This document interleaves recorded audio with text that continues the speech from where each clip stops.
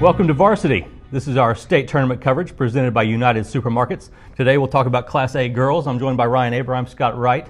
We'll jump right in. Talk about how they're a team that is a common team here, but maybe some new faces this year. Yeah, you see Howe in the bracket and you think, oh, it's just business as usual. They're here. You look at their record, 29-2, very impressive. But Chris Brown lost all 5 of his starters from last year's team, lost approximately 90% of their scoring, virtually all of their rebounding, and they're back here with an entirely new team. Talked to Chris on Sunday out at State Fair Arena, and he said just getting here feels like winning a gold ball to them. He said now that we're there, though, we're going to be a little bit greedy and go for more. They're certainly a team that has to be reckoned with, but an inexperienced team at this level.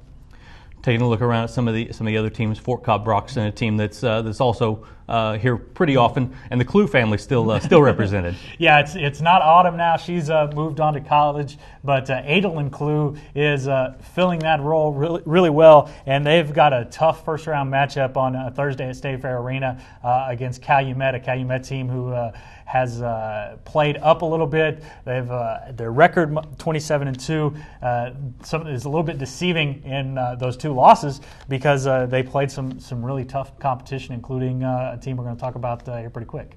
All right, the next question, who's the favorite? It's got to be Chattanooga. It's stunning to me that when you look at the history of state basketball tournament championships in Oklahoma, you're not going to find Chattanooga. They're seeming to be always here, but have never come away with the gold ball.